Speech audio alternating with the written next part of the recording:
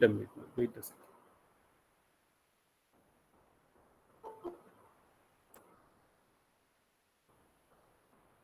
I can start now. If you cannot do great things, do small things in a great way. A very good evening to one and all gathered here. I am Cheryl Priscilla from the Department of Electronics and Communication Engineering and member of IEEE BTS Society is here to host for today's event. Higher education, opportunities and challenges. I cordially welcome you all to the 4 days webinar series organized by IEEE Societies. In the light of today's event, I would like to thank our chairman, Dr. B. Babu Manohar sir, Managing Director, Mrs. S. Sasipriya ma'am, Director, Mr. Shashi Sekhar, and Principal, Dr. B. Ravichandran. I would also like to extend my gratitude to our head of the department, Dr. C. Nyanakausalya ma'am, and Dr. G. Rohini ma'am for their ceaseless support. Now it's time to introduce about our today's speaker, Ms. Meera Ganesh and Mr. Nikhil Madhavan. Before starting the session, I will share a few words about the speakers. Our first speaker is Ms. Meera Ganesh, Chairperson of Robotics and Automation Society, and she is pursuing her final year in BE Electronics and Communication Engineering from St. Joseph Institute of Technology. She attended IEEE International Photonics annual meeting in 2019 at San Antonio, USC with travel grant of 2,500 USD. She also got an amazing opportunity to be a part of International IEEE Rapid Virtual Conference. She also presented a paper in International Conference ET2 ECN 2020 Emerging Technologies in Electronics and Communication in 7th Surat, India. And she is one among the 50 global guarantees, one among 3 Indians and 1 Tamil Nadu resident to avail 2,500 USD for the best proposal submission to attend IPC 2019 in Santonic, Texas, USA. Before starting, I would like to convey a few instructions to the participants. Kindly post your queries in the chat box and it would be moderated to the speaker at the end of the session. The more you learn, the more you earn knowledge. With that quote, I now invite the speaker to kindly begin the session. Am I audible? Is my mic on? Yes, Meera. Yes, thank you, ma'am. Thank you, Cheryl, for a beautiful introduction. I although feel that was overdone, but thank you so much for a beautiful introduction. I'll just present my screen.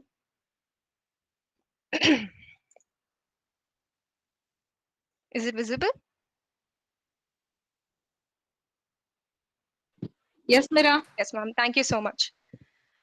First of all, good evening to everybody present here. It's an honor to be here, and I cannot thank the department and college for the greatest opportunity given at the moment. So just a small introduction. I'm Meera Ganesh. I'm a final year EC student, and I'm also the IEEE RAS chairperson. So today I've been given an opportunity to talk about higher studies, its opportunities and challenges, and why is it in demand? Why do we need it? Why do people talk about higher studies? And what is the whole fiasco behind this? That was a big deal that everybody is looking for. I was one among those, so I can totally relate to this topic.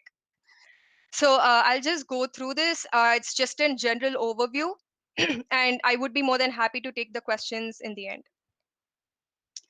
So let me start with a personal experience. When I was doing my second year, I didn't know where I was, like where my career was like headed, what I wanted to do, or anything for that matter, because I was a very playful kid. I didn't know what I wanted to do, whether I wanted to do masters or do I like whether should I sit for placements, because that would make my parents very happy. But I didn't know what would make me happy. So that was a question that I kept asking myself. And every day I used to do this. I used to always have a practice of learning something new, which I always found that in college, because when I was in school and coming to college, it was a big transition. And I knew that St. Joseph is a very competitive college, because like one or the other, somebody will be overtaking you. So that was something that I learned in a very hard way. So I kept asking myself whether I have to settle like being one among, being one among the common, or do I have to break the glass ceiling, which every girl in every household thinks of. So that's when I started questioning myself where I wanted to shine. What is my interest? What do I want to do? So I remember being like you all, where I didn't know where I was headed, where I'm heading towards, what I'm passionate about, what is my inspiration. So all this was a big question mark for me. And that's when I started thinking what I really liked. And that's when I started building up. So any master's degree, anything for that matter, master's degree is just an advancement in what you learn. So always keep learning and keep asking yourself whether what I've done today, is it enough for tomorrow? Because the world is changing and we got to keep increasing our potential. That would be the right word. You got to keep thinking what's the future in next 10 years, what's the future in next 15 years, what is the demand, because the technology is evolving so much. Because I never had anybody at that time to help me through it, so I had to google it, and I talked to my seniors in a very later half of my decisions. So it would be the right time to think about it. And that is when I started right in my second year, I started to see what was the need for master's degree. And I kept learning. So that was a big part of how I started thinking about my masters. And that's what I did. So keep asking yourself, are you learning something new every day? So how do you do this? So it's very simple. Leverage every opportunity that is presented before you, because I did that. And when I started it, when I started it off, I think I was I think I was very much in my third semester. I didn't know. I just entered the department, and it was a massive sea. It was a very, very, very big ocean, I would say. And I didn't know where to go. And that's when I interacted with professors, I interacted with my seniors, and they gave me opportunities, they gave me chances. So the thing that I did was I knew when to ask and I knew what to ask. So that's when I've been a big fan of IEEE. I still am. And I leverage every opportunity. The person who I am today is because of IEEE. And I think I owe everything to it and my professors, who've actually given me an opportunity to be a part of a very international, very big international reputed forum. So that was one thing that helped me in my master's plan, because if not for that, I don't think I would be here giving such a talk. And the second most important thing is, if at all you've decided master's degree, please plan it out. That's very important. I remember doing this recently in last year, where I had a book, right? I had a book. I did not have Excel sheets or all that. I just had a book. I had a very small notepad where I planned out what I wanted to do, what kind of universities, what exams I have to take in order to crack those, and what is my interest. What was my interest was something that I planned, like, and I made sure that every opportunity that I took, I made sure that it always had a reason behind the statement of purpose. So I always made sure that I planned it out sequentially. And of course, the third one is prepare, which in every plan you have to do. So you make a plan to prepare for it. So I prepared, and I think that has been an amazing journey to me throughout, and that always happens. So I would suggest my fellow juniors and my batchmates to leverage the opportunities, plan it out, and prepare for it. So I think those are the mantras that I follow. Moving on, this is my favorite quote, because I'm a big fan of Apple, big fan of Steve Jobs. So that's why I took this quote, stay hungry, stay foolish. And the reason behind it is that they keep inventing, because that's how technology is. And that is why master's degree, when juniors ask me, Akka and Madri, we want to do masters, and I don't know where to do it, whether I have to do it in India, whether I have to do it abroad, whether in abroad, which place, like Europe, London, US, Japan, China. So they used to ask me so many questions. So I only used to tell them this: plan it out. As in, why do you need master's degree? Is because you'll have a specialized knowledge, you would have a focus area of interest, which in my case, so here is my area of interest. It kept evolving. Like, I started my journey of interest with photonics, that kept moving on with wireless technology. So I haven't fixated on any particular technology. I just kept learning. So continuous learning is something that everybody should consider. because the technology is moving rapidly, and we have to keep updating yourself. So one such thing why master's degree is very important, why it's of big interest, is that it has a specialized focus, and career advancement is there, and of course enhanced professional network, which I'm a big fan of professional network, because that is the reason that you know so much. So in masters you will learn that just the books aren't enough, but you would have to learn something more than that, because yet again you would be concentrating on your area of interest, so that would actually push you to do well. So that is why a master's degree will be helpful in these three categories. And yeah, so look for inspiration and chase after your passion. So everywhere I looked for inspiration, because when I was in like second semester, like third semester and fourth semester, I was a very playful kid, like I said, and I didn't know what my area of interest was, but I kept looking for inspiration. What was something that made me get up every morning and make me think, wow, that's actually very inspiring, that's actually very interesting. So I made sure that I took a topic that will put a big smile on my face in the morning.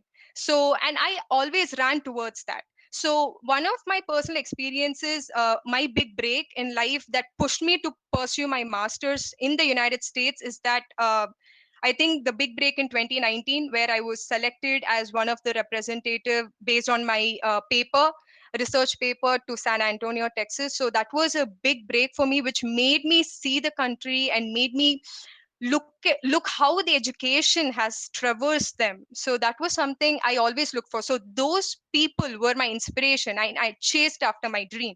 So that's my first step. I identified what my area of interest was, and the area of interest, again, it can it can be dynamic. I was never fixated on photonics, I was never fixated on robotics, I wasn't focused only on wireless technology. I started my career with robotics. I slowly evolved it with photonics, and now I am in wireless technology. So if you look at it, it's a beautiful grid. It's a beautiful grid where it collected my interest, and it's giving me a very vast options where I could play with my career, right?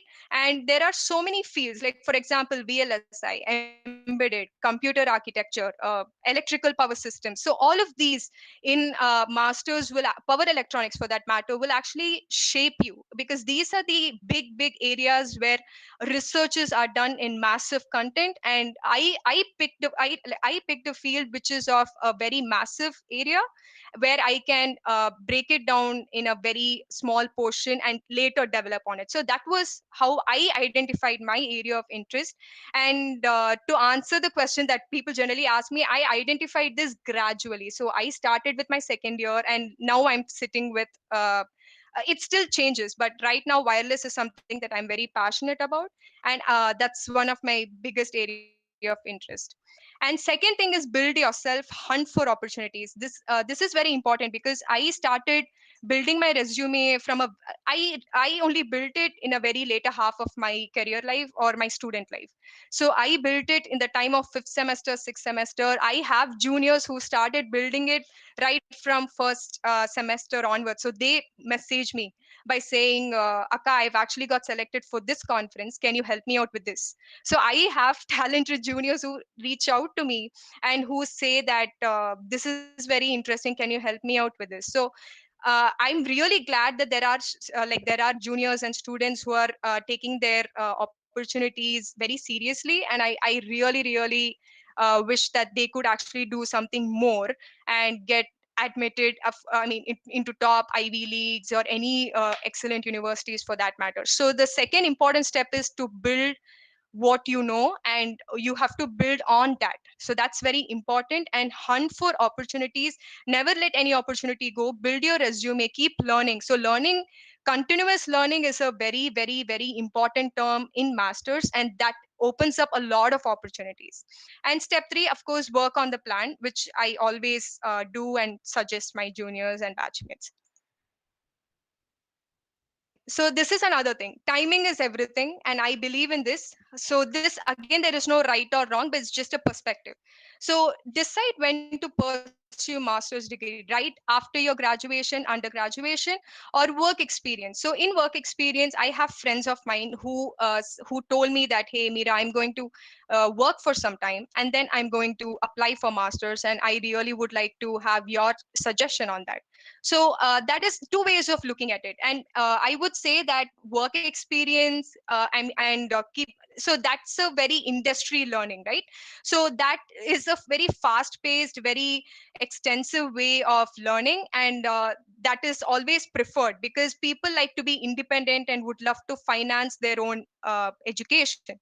But me, on the other hand, I knew that working, I mean, if I start seeing money, I would not be very enthusiastic of education, of, I mean, studying again after 4 years. So, and I always had this research mind. I've always wanted, I was very curious with what is this and what is that.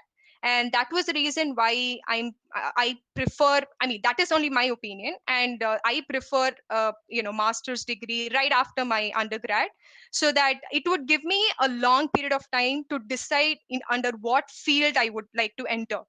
So that was something that was my perspective on master's degree. And you can ask yourself whether this is the right time, whether after graduation or having a work experience, because universities do look for work experience, and that was something that I learned from my seniors. So work experience will actually boost up your profile, and that would really increase your chances of getting selected to a very good university.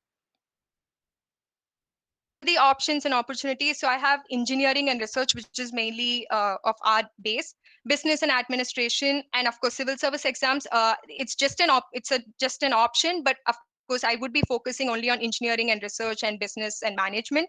So we have lots of engineering and research areas, and I can only attest and to that particular field because I have no idea of business and management, but I do have theories on what MBA is all about. So again, these are various options in hires. So if you don't feel like I want to do engineering, but you have a flyer for business, then MBA would be the right option for you.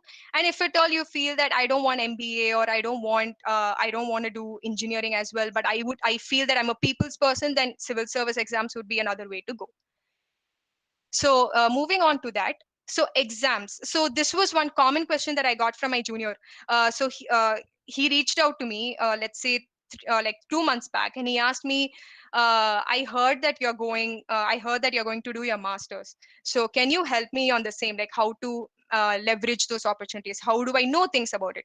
So I said the first thing, whether it's going to be India or abroad. So plan the country. So that would actually narrow down your options. That would actually narrow down your opportunities, and that would actually make you understand what you really have to focus on. So exams in India for masters is basically GATE for your engineering, any masters of science or MSc. They have specific university tests as well, which I've mentioned in the third block. But GATE is a national exam. So you write that for your engineering researches for various top universities like IIT, NIT, or IISc Bangalore, Triple IT. So all of these big universities prefer GATE, and because GATE is very competitive. So GATE percentile alone, they look for 97 percentile and above. So GATE is an example for a very good exam for engineering background. And of course, CAT is for MBA. You have various CATs. You have MCAT, you have SNAP. So all of these types of exams come under business administration, MBA, Masters in Business and Administration. So all management programs come under CAT. And of course, if you ask CAT, of course, you would be admitted into top business schools like all IIMs, all IIM ABC and Indore, and IIM, ISB, Indian School of Business. So all of these types of schools accepts CAT. And there are universities that also accept GRE and GMAT in India right now. But nationally, since if it's for India, GATE, CAT are something that you should look upon. And of course, there are specific entrance exams in top universities. When I talk about BIT, BITS, when I talk about Manipal, so all of these kind of universities have their own specific entrance exams. So you can actually look into their pattern and prepare for it. So these are the exams that are in India. Exams abroad for masters masters, of course, GRE, GMAT, IELTS, TOEFL, and Pearson test. So GRE is for masters in science, MS, and GMAT is for MBA abroad. So GRE is for 340 marks, whereas GMAT is for 800. And I can attest for GRE because I used to be a candidate who prepared for it. GRE is a very fun exam because it doesn't have lots of aptitude, logical reasoning. It just has math and English, and it's a very fun exam to take. It's easy. I mean, I've had friends who've actually cracked GRE with a very good top scores, and these GRE is given more weightage when you go for abroad universities. It's a very mandated. It's a mandatory test, and it's mandated everywhere in abroad, be it US, Australia, or USA, to be more precise. Of course, there are few universities in Europe who ask for GRE as well. And GMAT, coming to GMAT, they ask for MBA, and this is for 800. I don't know much about GMAT, but I've heard it's the same pattern of both math and English. And of course, you have IELTS and TOEFL, which is an English proficiency test, where IELTS is more like a British test, which is sponsored, which is also taken from British Council, whereas TOEFL is from ETS, which is more into an American style of test. And you also have Pearson test, and you have other tests, English tests, but I can attest for both IELTS and TOEFL. And I've taken TOEFL, so I have planned only my studies in the United States. So I had only taken TOEFL, which was more of a American proficient English proficient test. So these are the exams that you would have to prepare for. So how you have to prepare for your abroad in masters is that if at all your interest towards MS, you take a GRE exam and you take either the IELTS or the TOEFL, or of course Pearson test. But IELTS and TOEFL is widely accepted, so you have your pick between GRE with IELTS or TOEFL. And if at all your interest is towards masters in business administration abroad, where you want to get admitted into top business schools like Harvard or Yale, Princeton, or Columbia for that matter, GMAT is a very good source of exam where you can pick your choices with IELTS and TOEFL again. So these are very important exams, and IELTS and TOEFL is a very important exam because there are countries who don't consider GRE GMAT, but they stress more on the English proficiency test, which is the IELTS and TOEFL. Canada, for example, considers only IELTS or the TOEFL, and Canada and Europe basically look for such exams only with a good GPA and a good resume. So that is something that I also wanted to add on. Of course. So this is something that I always tell you: choose the place of study. So this is the world map. Anywhere you can pursue your master's degree.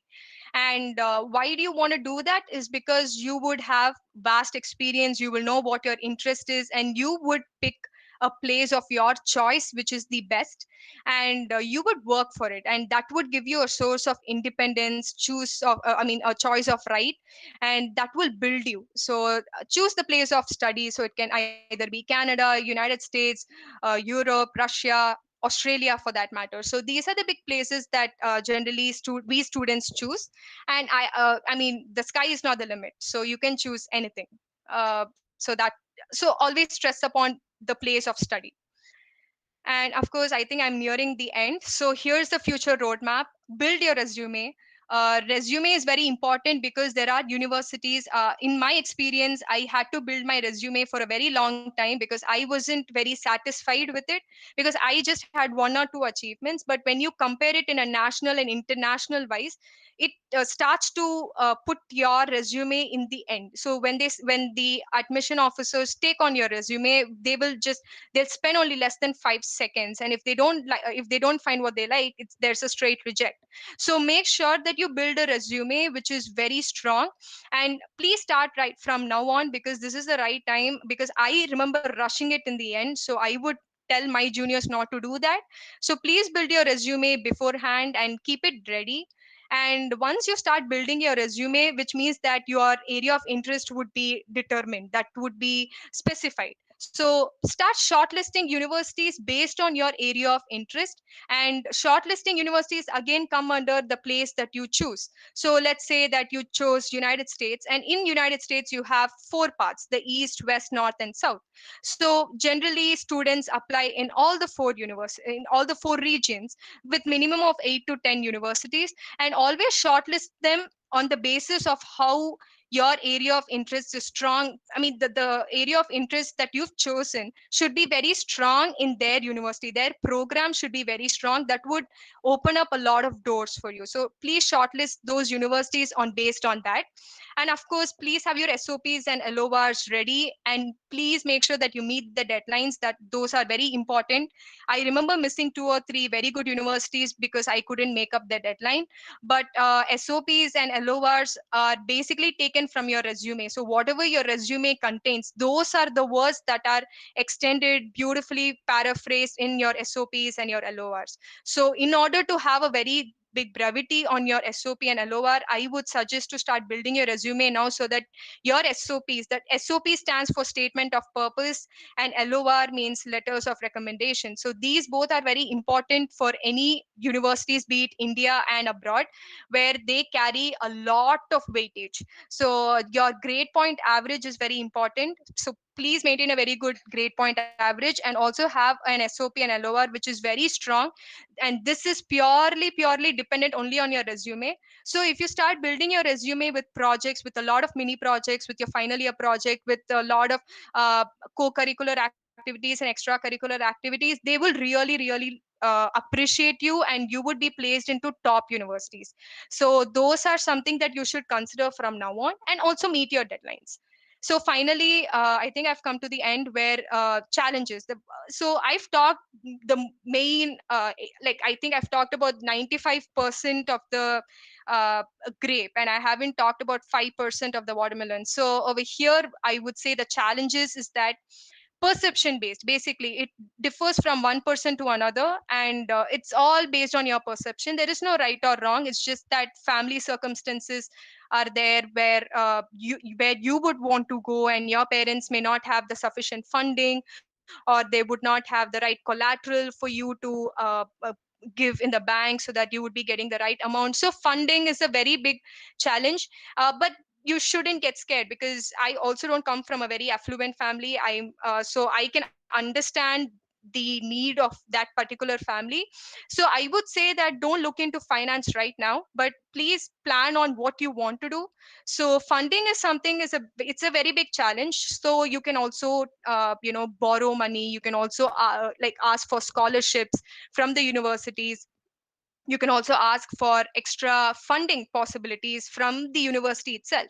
So those are something that can eliminate your potential challenges, because I know that when you start talking about masters, it's just about money. So money should not be a big problem, because if at all you've made up your mind to do masters, you have to go for it, hit the bullseye, no matter what.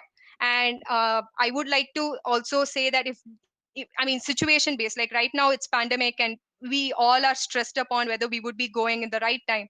But that's okay, because you would be having other choices. They would be making, the universities also may give you a chance to have your free space where you can talk to them.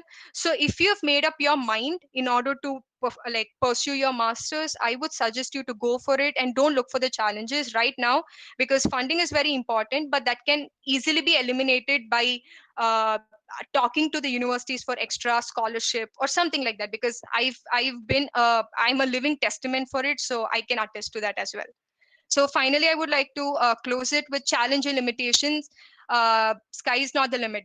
So I think if I can do it in a very short time, I think anybody could do it, because like I said, I'm a very playful child, and I took my life very seriously in a very later half of my life. And something that did change my life was the excellent professors, the opportunities that I got through them, and the willingness to learn something new every day. So if you keep all that in mind, and if at all you make up your mind to perform like pursue your masters, I think you should go for it, and I would be more than happy to help you out if you have any doubts and queries on that. Thank you so much. Thank you for your time.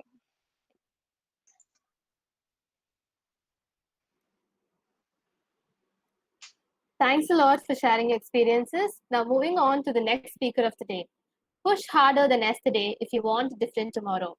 Our next speaker of the day is Mr. Nikhil Madhavan, Chairman of IEEE BTS Society, and he's pursuing his final year in BE Electronics and Communication Engineering from St. Joseph Institute of Technology. He is currently doing his intern in Cognizant. He completed his internship with machine learning team on automatic vehicle license plate recognition project. He also has his top skills in web development, HTML, JavaScript, and etc. He did many projects like license plate detection using image processing, proximity alarm using ultrasonic sensor, and etc.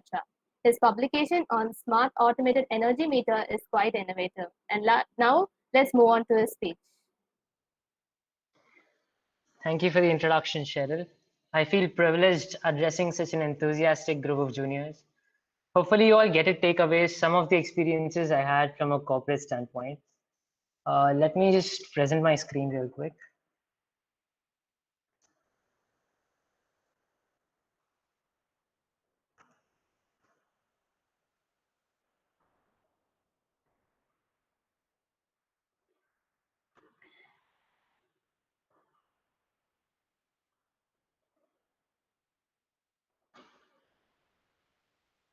Yeah, is my screen visible?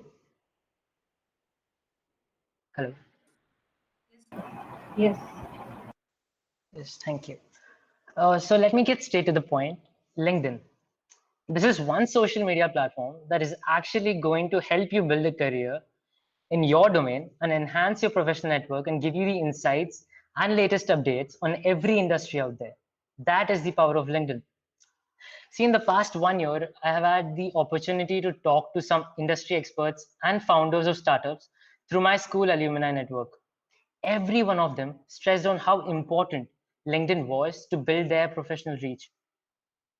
Its professional credibility is way more than any of the platforms out there.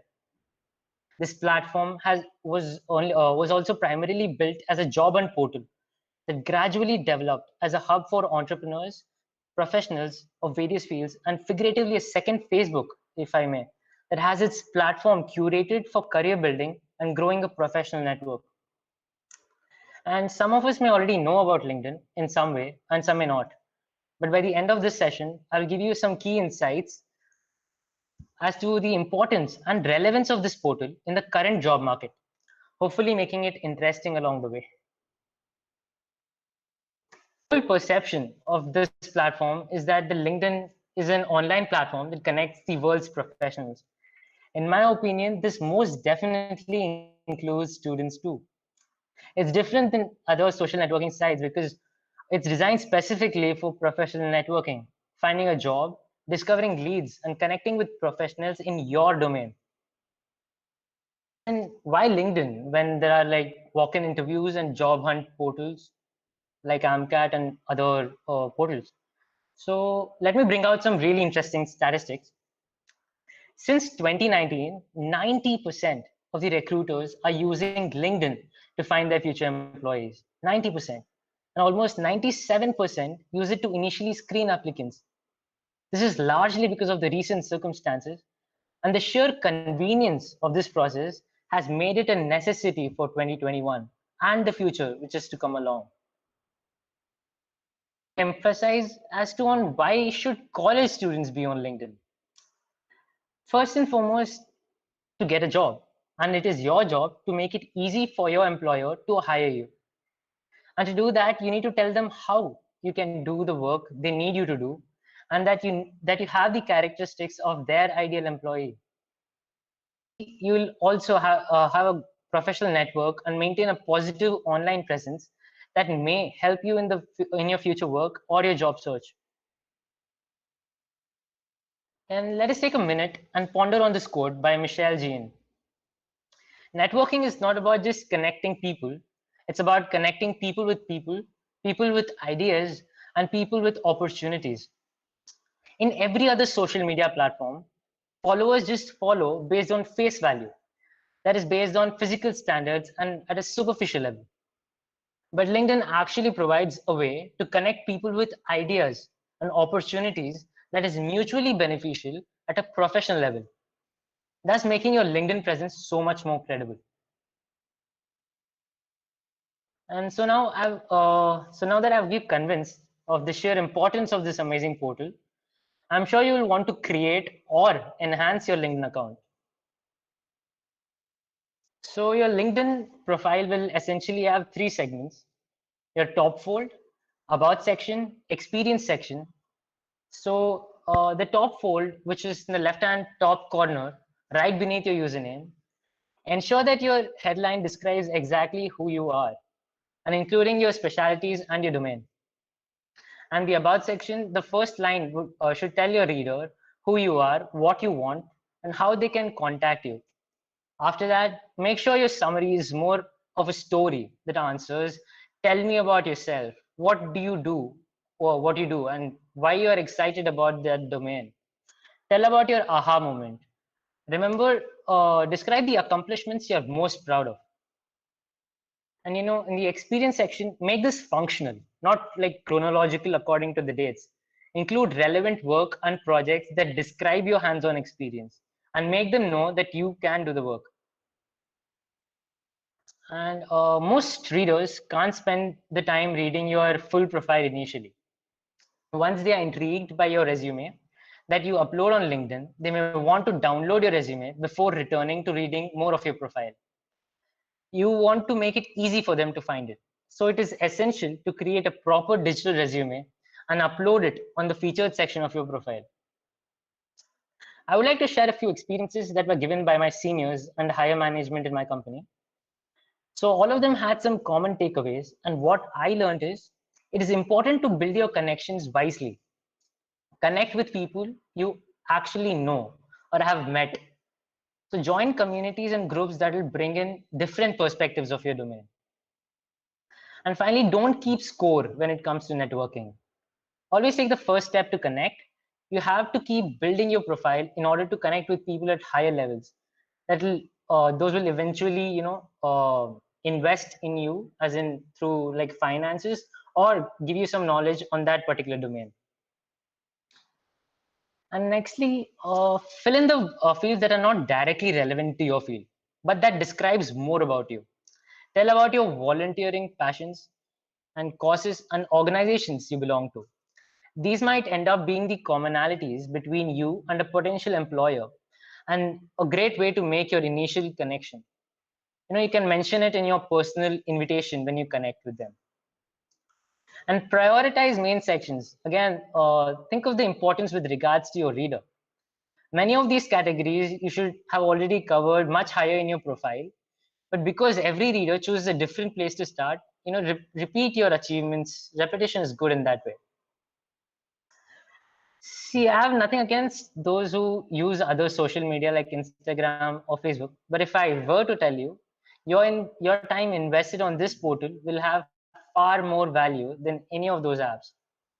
Your conscious decision as to where you spend your time on. So I would request all of you to connect with your alumni, staffs, students from other colleges, HODs, in fact, because each one of you will surely prove to be mutually beneficial. And these are a few of the market leaders and industrialists who built an entire empire purely based on personal branding and networking. And their businesses range millions of dollars in valuation. Most of you might know Kunal Shah, the founder of Cred. He built his industry purely based on how his professional network perceived the need of his product. That is where the importance of connecting with real people come in. See, hopefully I could bring in some key insights and add value to your wonderful evening. I'm looking forward to meeting you all on LinkedIn. And personally, I would be thrilled to connect with every one of you watching this session now. My handle is Nikhil Madhavan, and thank you all. Thank you.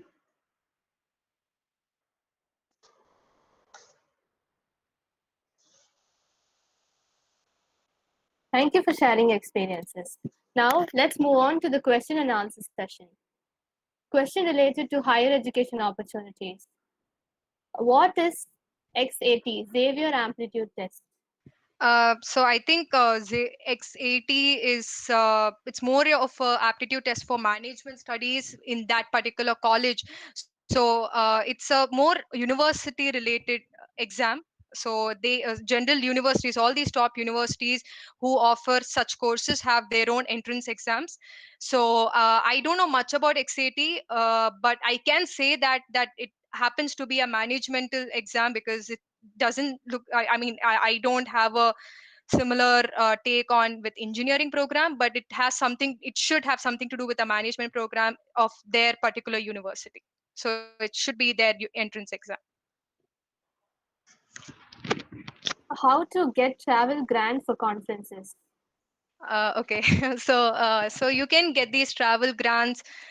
So first, I got this IEEE travel grant because I was a member of IEEE Photonics. I was also an IEEE member. I still am a IEEE member of robotics and automation.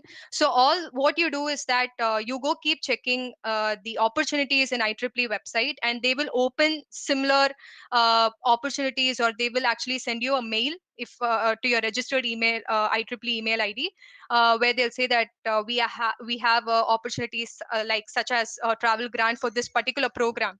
So if at all the conference is to be live in that particular country, any country that is not your home country, you would be given a travel grant. And also when they give you a travel grant, they also have a sequence of questions that are to be answered. So you also have to focus on that. You also should attest to the questions that they've asked you in those forms. That would be a selection criteria. And you also have to talk about your research interest and abstract of your research, which would make them select you, and that would actually add a lot of credibility to your application. So that is one way to get your travel grant. And how to get 100% scholarship to study abroad? Okay, so 100 full ride scholarship is it's very tough, but you can actually do it by having a very good GPA. You should have a excellent portfolio basically, and also though you have all of this, the abroad university should have their sufficient funding in order to fund your 100% scholarship, right? As far as I know, I only have one of I have a school alumni who actually went through Stanford, one of the top US colleges there, who had 100% rights call. So he had a very good portfolio. He had an amazing GPA, and he was from NIT Trichy. So I think everything accounts for it. And at the same time, though at the same time, you should apply very early. So if you're an early applicant, you will be given a lot of consideration. So main thing is apply early and make sure you build a very good portfolio and your resume. And please be different. So in your SOPs, in your statement of purposes, be very different. Don't be the common crowd. Try to break the glass ceiling and make sure that you are a candidate. The SOP should portray where you are one among, where you're one in million. So if suppose that is created, if that is achieved, then there is a definite chance of getting 100% score. Thanks a lot for sharing experience. And now, Thank you. questions related to LinkedIn. What is the best way to approach a recruiter on LinkedIn? See, it's again the basics. You build a good resume and upload it on the featured section of your portal, in LinkedIn portal. So that way, the keywords which you use will automatically trigger the search engine optimization, that the SEO, and the HR recruiters. I mean, they will eventually find you. So the key is a good resume on your LinkedIn profile. How often should we need to post LinkedIn updates, and what kind of things need to post in LinkedIn? That will clearly depend on what type of content are you aiming at, the community you're aiming at. So if it's like, if you're a developer, or if you're like if you're actually on YouTube or something where you're a content creator as such, using LinkedIn as a tool, your presence on other social media platforms curated to the professional world would be very liberating. But as in you can't just have a particular time as such. You need to actually do something in order to post, right? So posting with relevance is more important than posting regularly, in my opinion. Post with purpose. That's what I would like to conclude with. Thank you, seniors. And now it's time to express our gratitude on behalf of Electronics and Communication Engineering, St. Joseph Institute of Technology. I thank our speakers for sharing their enthralling experiences. Thank you for taking out time from your busy schedule and joining us to share your knowledge. I would like to thank our management for giving us this opportunity to organize this webinar. I thank our department heads and each one of the IEEE staff coordinators and organizing team for arranging this webinar successfully. And finally, my sincere thanks to all the participants of your active participation and support.